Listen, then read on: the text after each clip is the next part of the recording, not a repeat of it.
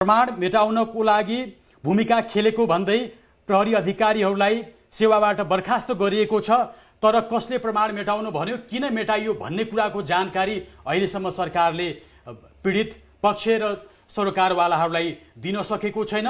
यो घटनालाई राष्ट्रिय मानव अधिकार आयोगले कसरी हेरिरहेको छ, यो कमजोरी कसको हो, यही विषयमा आज हामीसँग कुरा गर्नको लागि राष्ट्रिय मानव अधिकार आयोगका सदस्य सुदीप पाठक हामीसँग जोडिनु भएको छ।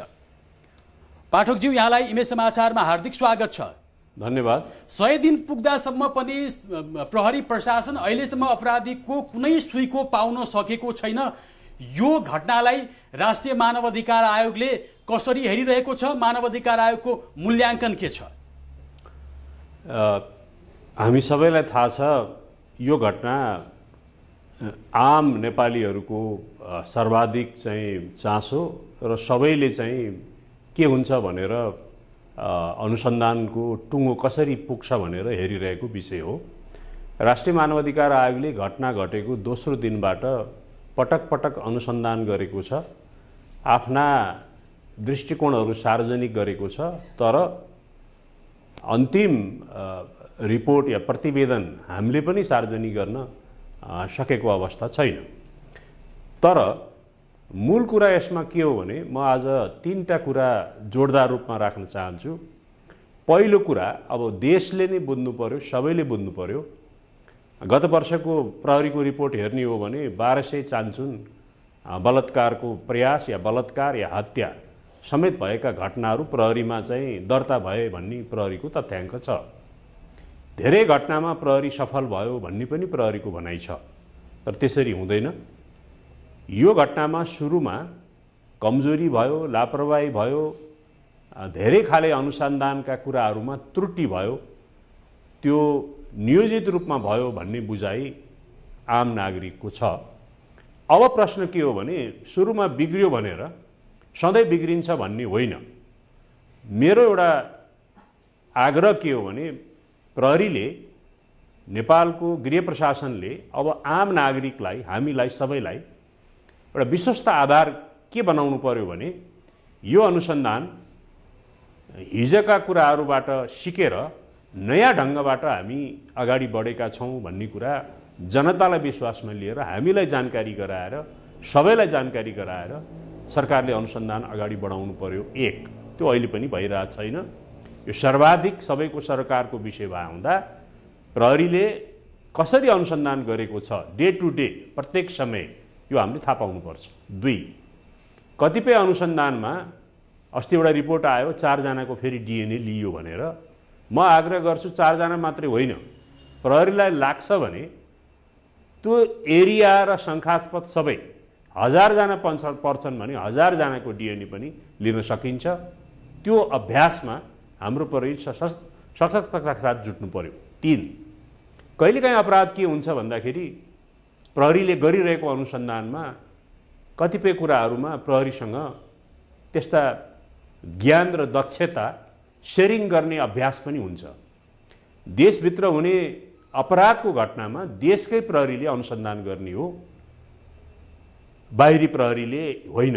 तर मलाई के लाग्छ भने अब नेपाल प्रहरीले यस्ता अपराधको विज्ञ, इन्टरपोलसँग कुरा गरेर हुन्छ या अन्तर्राष्ट्रिय प्रहरीसँग कुरा गरेर हुन्छ, त्यस्ता विज्ञहरूको समेत मद्दत लिएर, सहयोग लिएर, त्यो चाहिँ टेक्निकल साइडमा हुनसक्छ, त्यो अनुसन्धानको प्रक्रियामा हुनसक्छ, ती सहयोग र ती मद्दत लिएर नेपाल प्रहरीले एउटा टुल्स चाहिँ त्यो अनुभवको आधारमा चाहिँ अगाडि बढाउनु पर्छ भन्ने मलाई लाग्छ। त्यसैले अहिलेको अवस्था के हो भन्दाखेरि अनुसन्धान कसरी भइरहेको छ भन्ने कुराको जानकारी, विश्वास भरपर्दो रूपमा दिएर अगाडि बढ्नुपर्ने। केही प्रहरी अधिकारीहरूको अनौपचारिक टिप्पणी सुन्ने हो भने अब अपराधीसम्म पुग्नको लागि डिएनए टेस्ट नै हो भनिन्छ। तर जुन स्याम्पल छ त्यो त्यसमाथि नै निकै नै धेरै नै आशंका छ, त्यसबाट राम्रो रिपोर्ट आउन सक्ला जस्तो देखिँदैन भन्ने पनि कुरा आइसक्यो। स्याम्पलमै शङ्का छ। अब कतिजनाको डिएनए परीक्षण गर्ने? अब यो ताले त यो अपराधीसम्म पुग्ने सम्भावना साँगुरो हुँदै गएको देखिन्छ नि हो। अब मेरो यो आफ्नो विश्वास हो। मेरो विश्वास चाहिँ के हो भने हिजो के भयो भनेर त्यही कुराहरू चाहिँ हामीले चाहिँ हेरिरहने होइन। अब कसरी अगाडि बढ्ने भन्ने कुरा चाहिँ महत्त्वपूर्ण हो। 2, एकचोटि गरेको अनुसन्धानमा जे जस्ता गल्ती र लापरवाही भए त्यसलाई अझ पनि नेपाल प्रहरीले कानुनसम्म ढङ्गले के कसलाई कस्तो सजाय कारबाही कसरी दिने भन्ने एउटा पाटो छँदैछ, त्यो अगाडि बढाए हुन्छ। तर यहाँनिर मुख्य कुरा के हो भने आजको अनुसन्धानको चाहिँ विधि के हो भन्ने कुराको भरपर्दो तरिका सबलाई विश्वास हुने गरी सार्वजनिक गर्दै अगाडि बढ्नुपर्छ।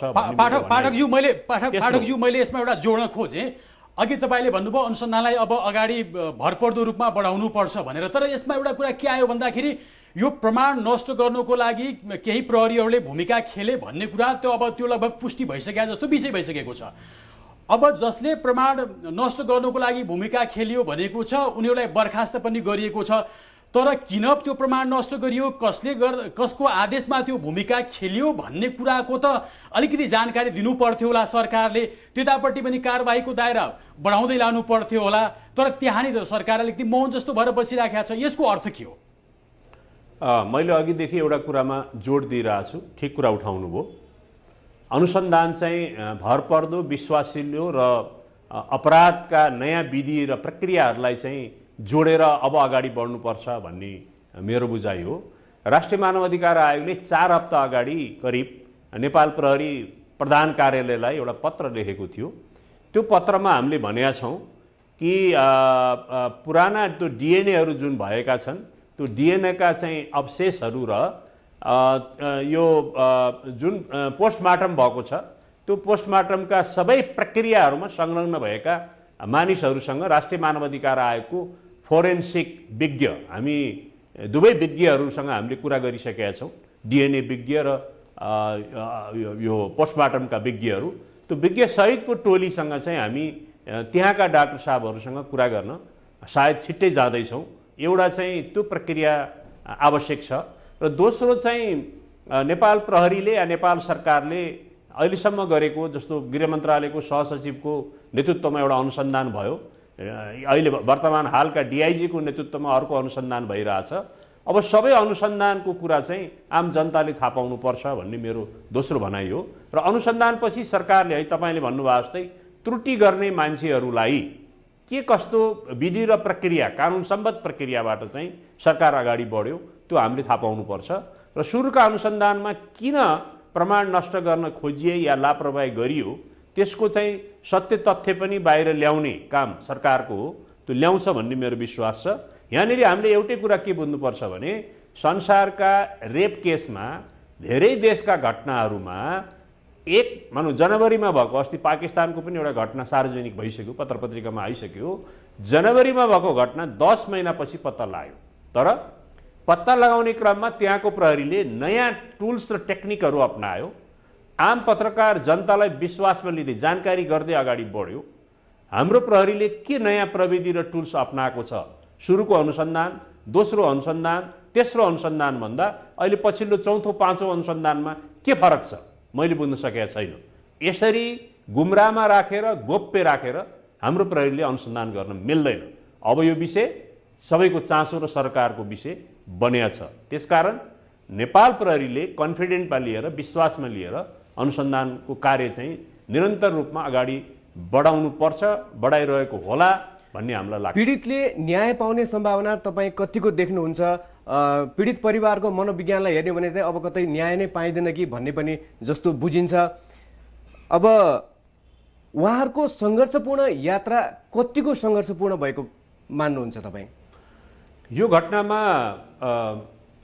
कञ्चनपुरवासी र पुरा देश, यहाँको नागरिक समाज, पत्रकार र सबै पीडित परिवार सबैले चाहिँ यो घटनालाई क्रियाशील ढङ्गले सशक्त ढङ्गले आफ्नो स्थानबाट चाहिँ अगाडि ल्याएको हो, बोलेको हो, उभिएको हो।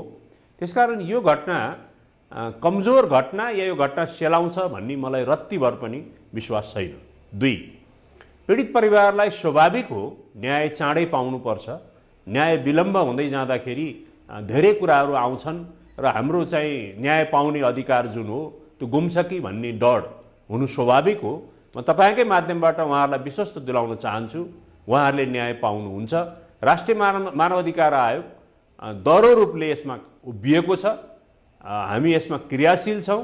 र अर्को मेरो विश्वास के हो भन्दाखेरि यो घटनालाई केन्द्रमा राखेर नेपाल प्रहरीले, म फेरि पनि जोड दिन्छु, यस्तै प्रकारका चाहिँ क्राइम भारतमा हुनसक्छ, त्यो अन्य देशमा बेलायतमा हुनसक्छ, संसारका यस्ता बलात्कारपछि हत्या भएको घटना जो चाहिँ चाँडै प्रहरीले पत्ता लगाउन सकेन, त्यस्ता घटनामा अनुसन्धान गरेका विज्ञ प्रहरीहरूसँगबाट टेक्निकल सहयोग नेपाल प्रहरीले लिनुपर्छ भन्ने मलाई लाग्छ। यहाँ आत्मविश्वास, कन्फिडेन्ट भन्छ नि, एउटा विश्वास जागृत भयो भने चाँडै नै यो घटना चाहिँ पत्ता लाग्छ भन्ने मैले बुझेको छु। हस् पाठकज्यू, हामीलाई समय दिनुभयो, यसको लागि यहाँलाई धेरै धेरै धन्यवाद। यहाँलाई पनि धन्यवाद। उहाँ हुनुहुन्थ्यो राष्ट्रिय मानव अधिकार आयोगका सदस्य सुदीप पाठक, हामीहरूसँग प्रत्यक्ष संवाद गर्दै।